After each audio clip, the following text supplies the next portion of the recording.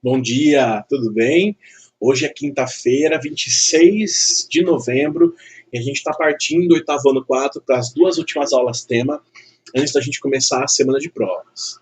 E agora eu quero apresentar nessas duas aulas, decidi selecionar dois temas muito legais, que são a vida e as obras de dois poetas brasileiros muito famosos, Cecília Meirelles e Carlos Drummond de Andrade. A gente vai conhecer a vida deles, em que eles foram como pessoa, como artista e ainda interpretar poemas deles.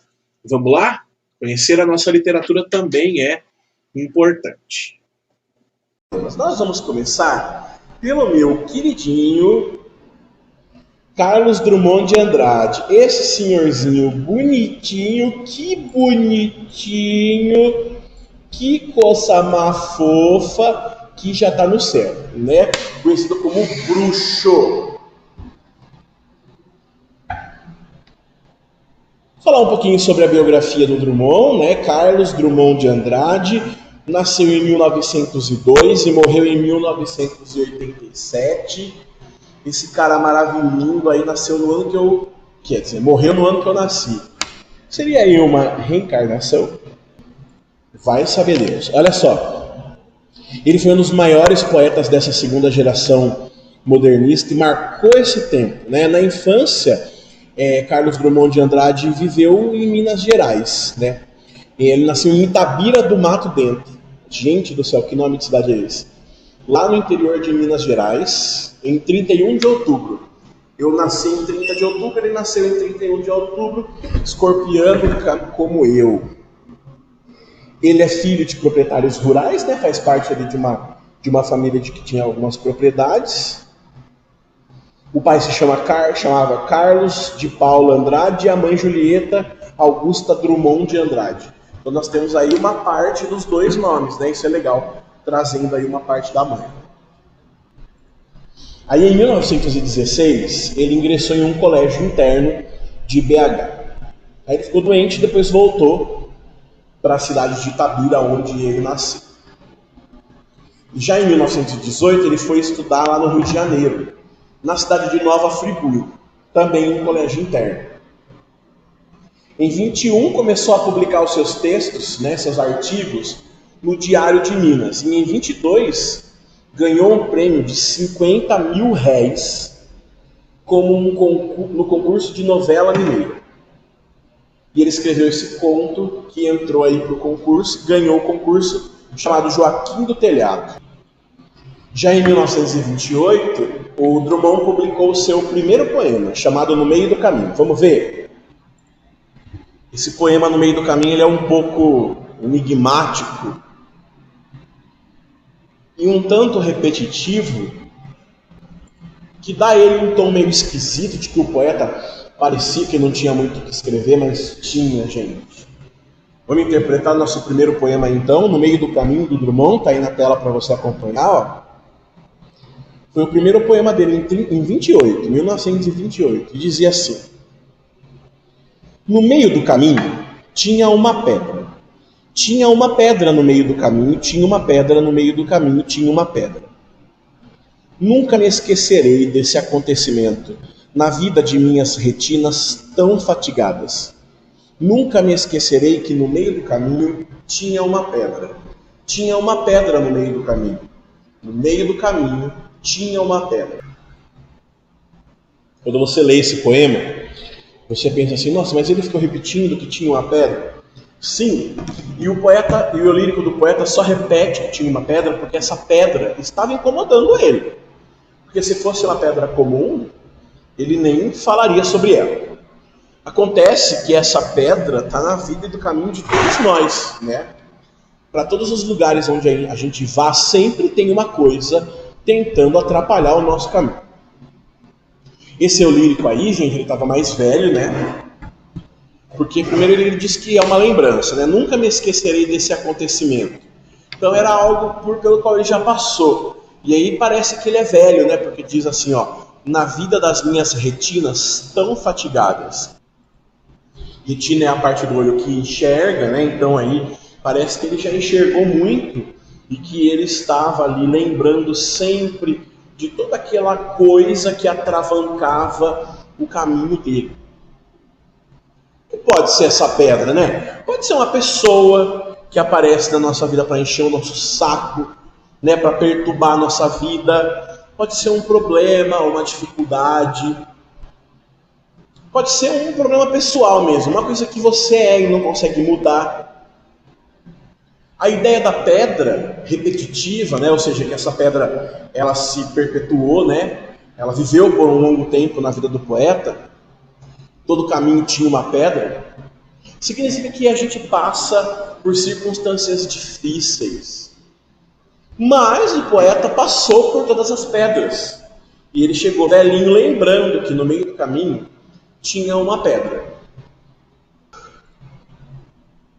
Talvez o eu lírico queria nos dizer que seja importante a gente nos lembrar das pedras, né? Mesmo que elas tenham sido problemas no meio do caminho. Aí depois, ainda em 28, ele ingressou no serviço público. Ele começou a trabalhar de auxiliar de gabinete na secretaria do interior lá da cidade. Em 1930, 2 anos depois, ele já era auxiliar do gabinete da secretaria, publicou o livro Alguma Poesia, com o poema de 7 faces, que a gente vai ver daqui a pouquinho. Em 1945, Drummond deixou o gabinete do Ministério e publicou lá o livro de poemas A Rosa do Povo. Ele assume, depois dessa data, uma poesia de caráter mais social e de crítica com relação ao seu povo. Tudo bem? Nos anos 50 e 60, Drummond estreia como ficcionista. E ele escreve o livro Contos de Aprendiz. E ele se destacou mais na poesia do que na prosa. Em 62 ele se aposentou como servidor público e não parou com a poesia, continuou escrevendo. Em 67, para comemorar os 40 anos do primeiro poema dele, No Meio do Caminho, o Drummond reuniu um material vastíssimo, né, no volume de uma biografia do poema Uma Pedra no Meio do Caminho. Aí nos anos 80, a sua obra já estava riquíssima, né? E chegou ao cinema. Os filmes, O Padre e a Moça, de Joaquim Pedro de Andrade, falou bastante sobre ele. Na música popular brasileira, adaptou vários dos seus versos para melodias, como José, que a gente vai ver também gravado pelo Paulo Diniz. Ok?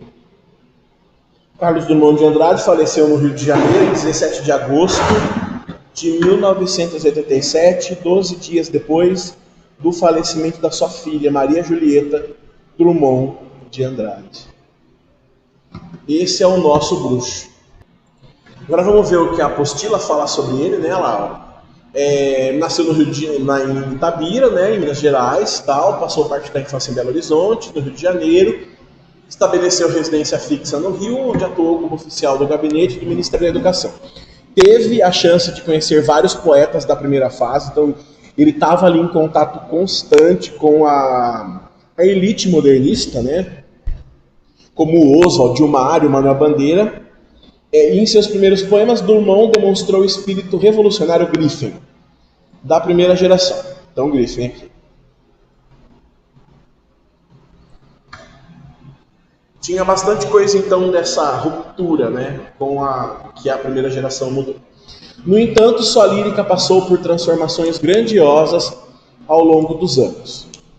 Considerado por muitos o maior poeta brasileiro de todos os tempos, Drummond é dono de uma lírica ímpar na história de nossa literatura.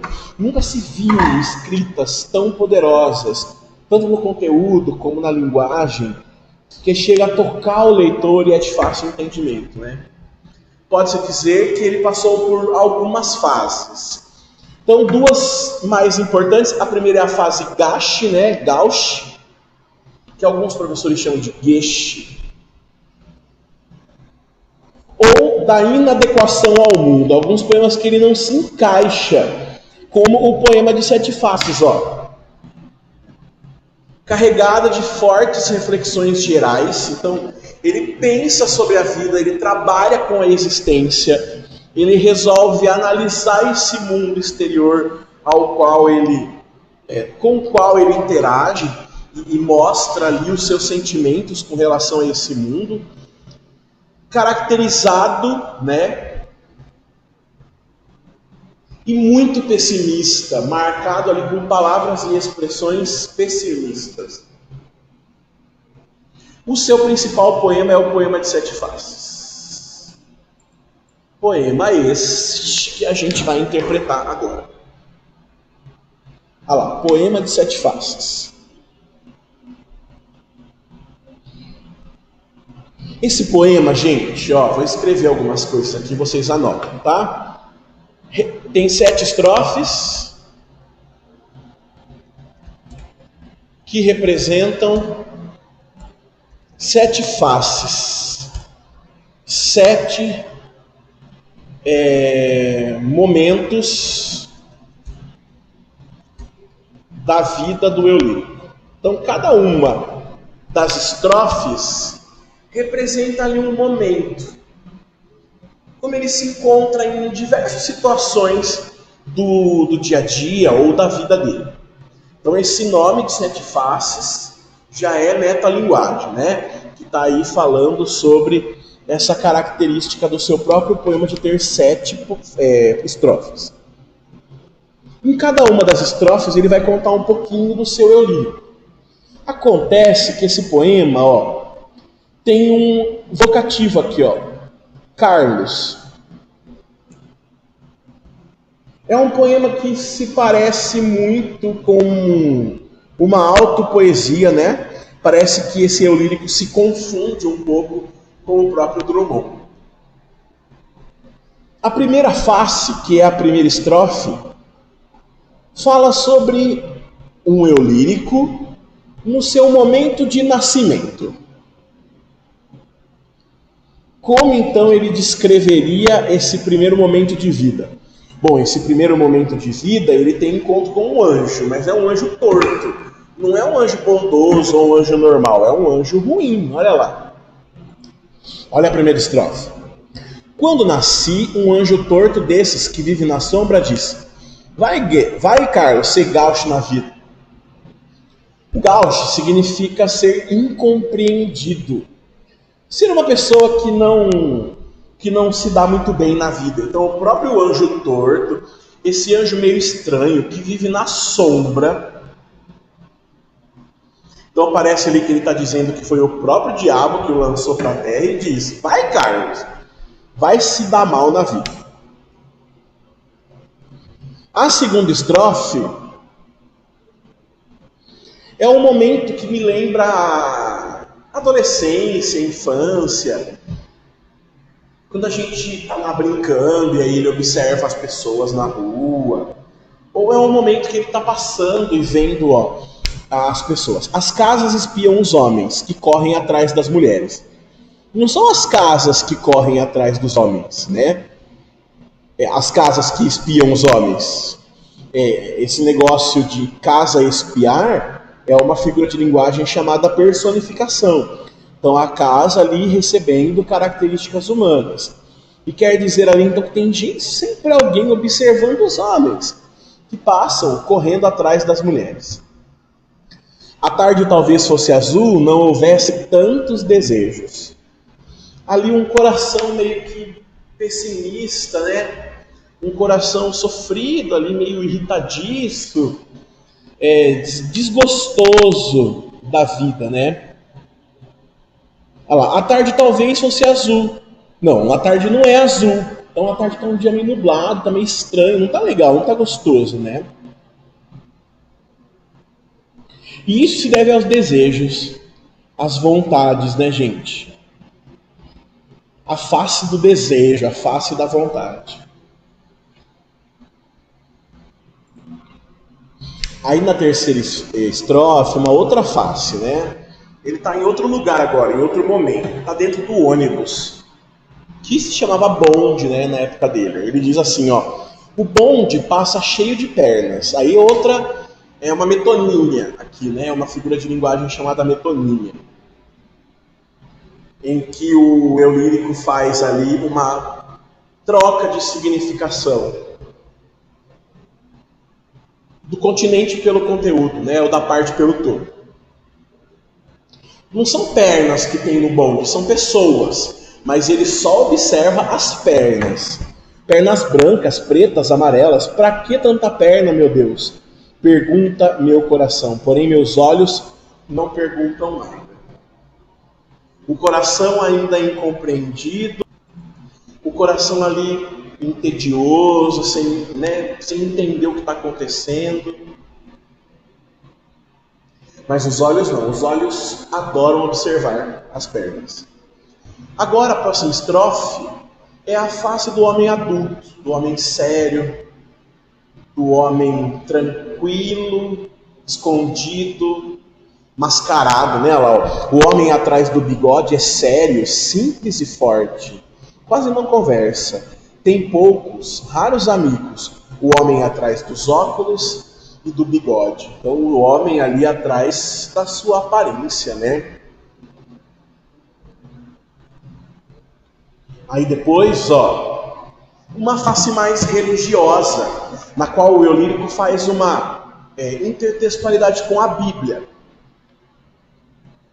Meu Deus, por que me abandonaste? Se sabias que eu era Deus, se sabias que eu era fraco. Aqui ele faz uma posição de Jesus. Esse texto ali é uma menção de quando Jesus estava na cruz. E aí ele faz o apelo ao Pai, né? Por que me abandonaste, Deus, aqui pregado no madeiro? Então aqui ele traz uma comparação entre o eu lírico, né? Entre ele e Jesus, com relação ao sofrimento, à angústia, né? A esse momento angustiado que ele passa. A penúltima estrofe, a estrofe 6, é uma estrofe de um homem reflexivo, que reflete sobre ser poeta, sobre o mundo, e pensa sobre essa existência, ó. Mundo, mundo, vasto mundo, se eu me chamasse Raimundo, seria uma rima, não seria uma solução. Ali uma ironia com relação aos que ficam apenas rimando, né? Mundo, mundo, vasto mundo, mais vasto é o meu coração. Coração grande, que abrange, que guarda, né?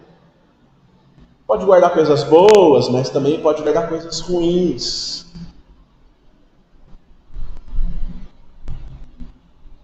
A última estrofe é uma confissão. Uma confissão do momento presente na época da escrita do poema. E ele diz, eu não devia te dizer, mas essa lua, mas esse conhaque botam a gente comovido como o diabo. O poeta se vê ali então em um momento de abandono, né? A companhia dele é a lua e o conhaque. Já bêbado então, ele acabou ficando todo, né, comovido, todo manteiga derretida. E se compara com o diabo. Mais uma ideia fúnebre aí de trevas do seu poema. É muito importante esse poema, cai sempre nos vestibulares e eu espero que vocês tenham entendido a interpretação.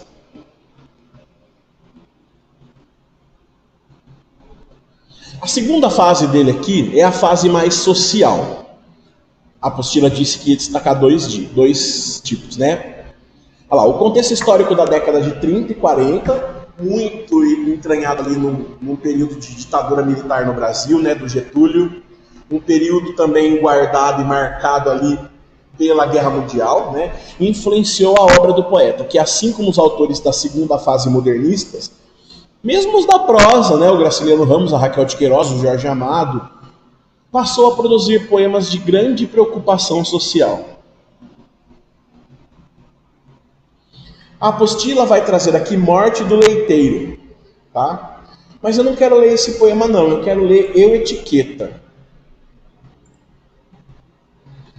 que é uma crítica ao sistema econômico vigente na época e também ao consumismo exagerado, gente.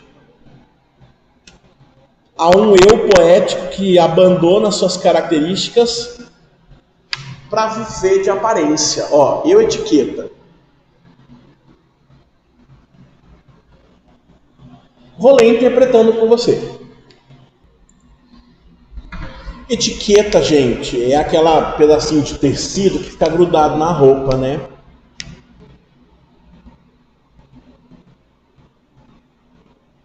Em minha calça está grudado um nome que não é meu de batismo ou de cartório. Um nome estranho.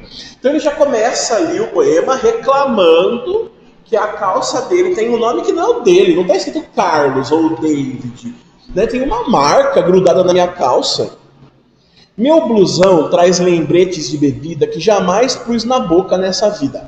Coca-Cola. Ele nem bebeu aquilo, e aquilo já está se misturando com ele. Agora aqui, ó. Em minha camiseta, a marca de cigarro que não fumo. Até hoje não fumei.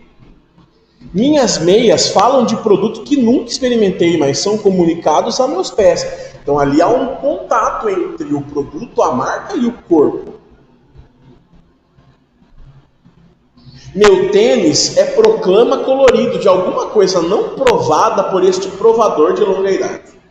Então no tênis dele, do pé dele, tem um tênis que tem uma marca muito, mas muito diferente.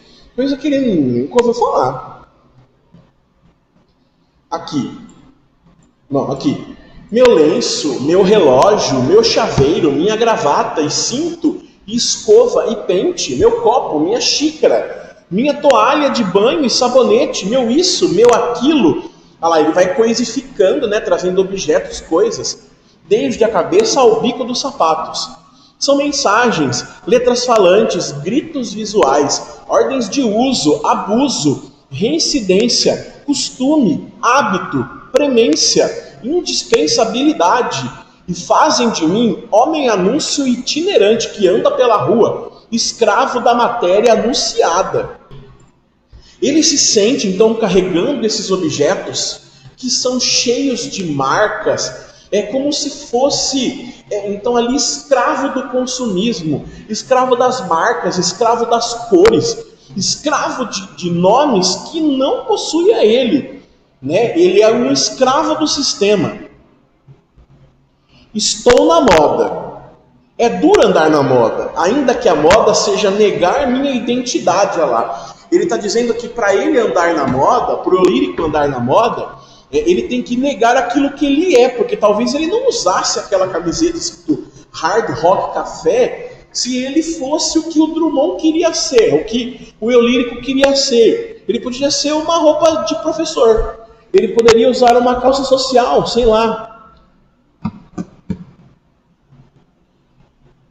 Seja negar minha identidade, trocá-la por 1000, assambarcando todas as marcas registradas, né? Juntando ali, misturando todos os logotipos do mercado. Ele se sente um jornalzinho de divulgação de marcas. Com que inocência demito-me de ser eu, que antes era, e me sabia tão diverso dos outros, tão mim mesmo, ser pensante, sentinte, solidário com os outros, seres diversos e conscientes de sua humana, invencível condição. Então ele é inocente e ele acaba se demitindo, né? Ele está dizendo, ele abre mão de ser quem ele é e acaba tendo uma personalidade que não é a dele. Tudo isso graças à entrega que ele fez às coisas, ao ter, ao consumismo. Agora ele vai fazer uma metáfora, agora sou o anúncio, ora vulgar, ora bizarro, em língua nacional ou em qualquer língua. Até na camiseta dele tem palavras estrangeiras. Qualquer língua, principalmente. E nisto me comparo, tiro glória da minha anulação. Ele está ali tirando uma com aquela anulação. Eu estou me anulando, cara. Eu estou me achando o máximo. Não sou. Vê lá, anúncio contratado. Não está me pagando nada para carregar essas marcas. Sou eu que estou pagando para ter essas marcas? Eu é que mimosamente pago, aqui uma ironia, né? Ele está dizendo ali que ele faz por gosto, então, eu dou até um mimo, eu pago para ser um anúncio.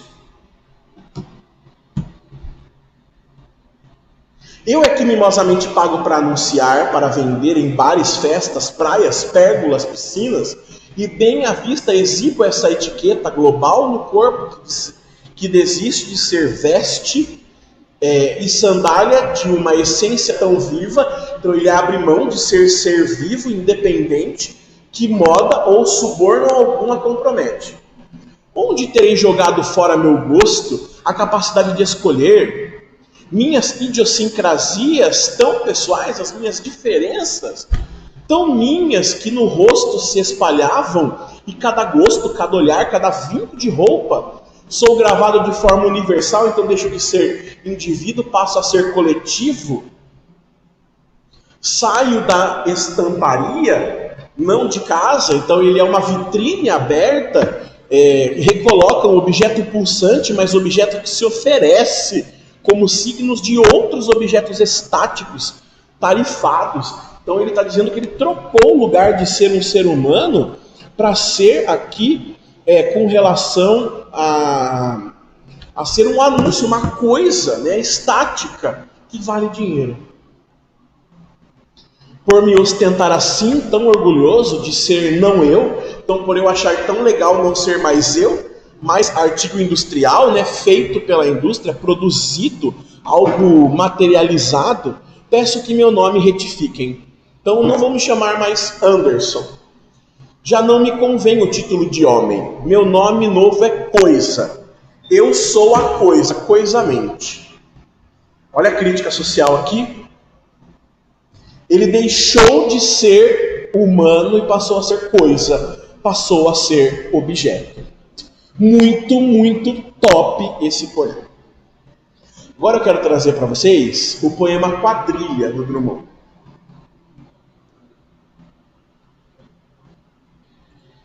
Esse poema, gente, é uma gracinha, né? Esse poema representa a visão do Drummond sobre o amor. Quando a gente lê Quadrilha e começa a ler o poema, né, parece que a gente está falando de uma coisa estranha, né? Não tem nada a ver com quadrilha, mas não é quadrilha de bandidos, né? Está falando sobre a quadrilha da festa junina, que tem troca de pares. E aí ele começa, ó, João amava Teresa, que amava Raimundo, que amava Maria, que amava Joaquim, que amava Lili, que não amava ninguém. João foi para os Estados Unidos, Teresa para o convento, Raimundo morreu de desastre, Maria ficou para a tia, Joaquim suicidou-se e Lili casou com J. Pinto Fernandes, que não tinha entrado na história. Então veja que esse retrato do amor do Drummond é meio irônico, né, gente? Ele não tem, assim, muita sorte no que ele descreve como encontro amoroso, porque ó, o João amava a Teresa. Só que a Teresa não amava o João, ela amava o Raimundo. O Raimundo não amava a Teresa, amava a Maria. Mas a Maria não amava o Raimundo, a Maria amava o Joaquim. E o Joaquim amava a Lili, mas não amava a coitada da Maria. Já a Lili não amava ninguém. A Lili falou, pronto, se o problema é esse, não ama ninguém. Aí foram acontecendo, né? A vida foi passando e cada um seguiu um rumo, né? E ele vai mostrar aqui com esses rumos que o amor é um desencontro, né? João foi para os Estados Unidos, o João se deu bem, foi para os Estados Unidos, né? A Teresa foi para o convento, entregou-se a Jesus, muito melhor do que entregar-se de corpo e alma para um amor infundado. O Raimundo teve sorte, morreu de um desastre, a Maria ficou para a tia. E o Joaquim, esse eu não vou rir porque não é engraçado, se suicidou. E quem se deu bem foi a Lili. Olha lá. E Lili casou-se com o J. Pinto Fernandes, que não tinha entrado na história. De todos os que amavam, apenas a Lili se deu bem, porque ela não amava ninguém. Diferente do amor, então, do Camões, que é fogo, que arde sem se ver, é ferida que dói e não se sente, é um amor realizável, né, pulsante. O amor do Drummond, ele é irônico. Ele é um amor que dá mais errado do que certo. E planejar o amor não é algo muito simples para ninguém. E para terminar, eu quero falar do mais emblemático deles, que é José. Esse poema conta a história de um lírico chamado José, que era um cara sarrista, que era um cara de festeiro, que aprontava. E o José chegou numa fase da vida que as coisas começaram a mudar. E o eu lírico questiona o José. Vamos lá, vamos interpretar o último poema do Drummond. Eu vou ler o poema todo e depois eu volto interpretando. E agora, José, a festa acabou, a luz apagou, o povo sumiu, a noite esfriou. E agora, José? E agora você? Você que é sem nome, que zomba dos outros, você que faz versos, que ama, protesta. E agora, José? Está sem mulher, está sem discurso, está sem carinho, já não pode beber, já não pode fumar, cuspir já não pode. A noite esfriou, o dia não veio, o bonde não veio, o riso não veio a utopia, e tudo acabou, e tudo fugiu, e tudo mofou. E agora, José? E agora, José? Sua doce palavra, seu instante de febre, sua gula, jejum, sua biblioteca, sua lavra de ouro, seu terno de vidro, sua incoerência, seu ódio. E agora? Com a chave na mão, quer abrir a porta. Não existe porta. Quer morrer no mar, mas o mar secou. Quer ir para Minas. Minas não há mais. José, e agora? Eu fico emocionado. Se você gritasse, se você gemesse, se você tocasse a valsa vienense, se você dormisse, se você cansasse, se você morresse. Mas você não morre, você é duro, José. Sozinho no mato, sozinho no escuro, qual bicho do mato, sem teogonia, sem parede nua para se esconder, sem cavalo preto que fuge a galope. Você marcha, José. José, para onde? É o poema mais emblemático. Bom, e ao escolher o nome José, ele já demonstra ali então a nossa parte, né, comum a todos, que é o nome comum brasileiro. E ele se posiciona mostrando que esse José pode ser qualquer um de nós. Talvez possa ser até ele mesmo. E ele começa a dialogar com esse José. Ó. E agora, José? Ele pergunta. A festa acabou, a luz apagou, o povo sumiu, a noite esfriou. Olha lá, a luz apagou, chegou lá o momento da noite, né? Agora você ficou sozinho. Cadê o povo? O povo sumiu. Né? A noite esfriou, a festa acabou, o povo sumiu. Na hora das coisas boas, as pessoas estão por perto. Na hora dos problemas, as pessoas desaparecem. E agora, José? E agora você que é sem nome, que zomba dos outros, né? Gostava de tirar um sarro das pessoas. Você que faz versos, é poeta, né? Olha lá. Você é poeta, por isso que parece que é dele mesmo, né? Que ama, protesta. E agora, José? E agora? O que vai ser de você, José? Está sem mulher, foi abandonado pela mulher, está sem discurso, não consegue se expressar, está sem carinho, né? Dá uma sensação de abandono, já não pode beber, já não pode fumar, né? Está numa fase da vida doente. Cuspir já não pode, né? Dá a impressão que ele está na cama, que já não pode nem se movimentar, né? A noite esfriou, o dia não veio, né? Não amanheceu dessa vez. Tá uma coisa estranha, né? O riso não veio, o bonde não veio. Não veio a utopia, não veio diferente, né? Não veio o mundo ideal. Veio aquela sensação de impotência, né? E tudo acabou, né? Vai chegar uma fase que vai terminar. E tudo fugiu, as coisas desapareceram. E tudo mofou. E aí o uso do verbo mofar aqui dá uma ideia de estragado, né? Foi estragado. E agora, José, sua doce palavra, você era bom de discurso, de palavra. Cadê sua doce palavra? Seu instante de febre, quando você ficava, né, cheio de inspiração. Sua gula, jejum, a sua biblioteca, as suas coisas. Cadê seus livros? Cadê sua lavra de ouro? Cadê sua riqueza? Né? Cadê seu terno de vidro? Aquela roupa chique. Cadê sua incoerência? Cadê seu ódio? Né? Passou a vida odiando as pessoas. E agora? Com a chave na mão, quer abrir a porta. Então ele quer sair dessa situação. Não existe porta. Ele está preso naquele ambiente, né? Quer morrer no mar. O mar secou lá. Nem a morte ele consegue encontrar. Quer ir para Minas. Quer voltar às suas origens. Minas não há mais. José, e agora? Aí ele vai provocar o José. Se você gritasse, você não pode gritar mais.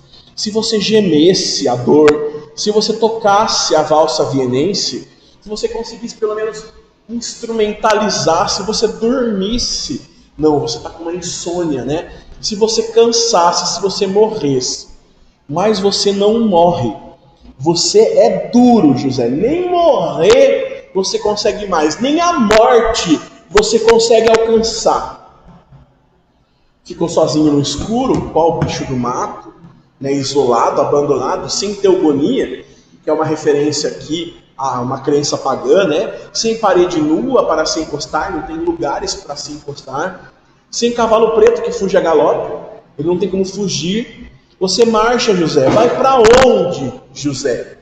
Para onde você vai quando a sua vida chegar nesse momento de abandono, de velhice ou de doença? Quem esteve ao seu lado? Quem foi você, José? E é com esse poema maravilhoso que eu encerro a sessão Carlos Drummond de Andrade.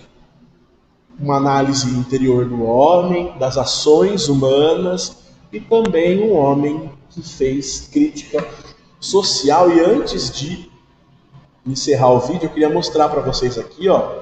Ele é conhecido como Bruxo, né? E aí ele tem um poema chamado A Lira Itabirana. Nunca foi publicado esse livro, né? E aí, gente, ó, parece que ele estava adivinhando, né? Profetizando o problema da vazão das águas lá das barragens, né? Lá em Minas Gerais. Olha o que ele fala da Vale do Rio Doce, ó. O rio é doce, a vale amarga. Ah, e antes fosse mais leve a carga. Então, olha só, o rio é doce. Água doce, puro, né? E a vale? A vale é amarga. Ela polui, ela destrói. Olha só, gente. Entre estatais e multinacionais, quantos ais? Olha lá, quanta destruição. A vida interna, a vida externa, a dívida interna, a dívida externa, a dívida eterna. Olha lá, nunca vamos deixar de pagar. Quantas toneladas exportamos de ferro? Quantas lágrimas disfarçamos sem berro?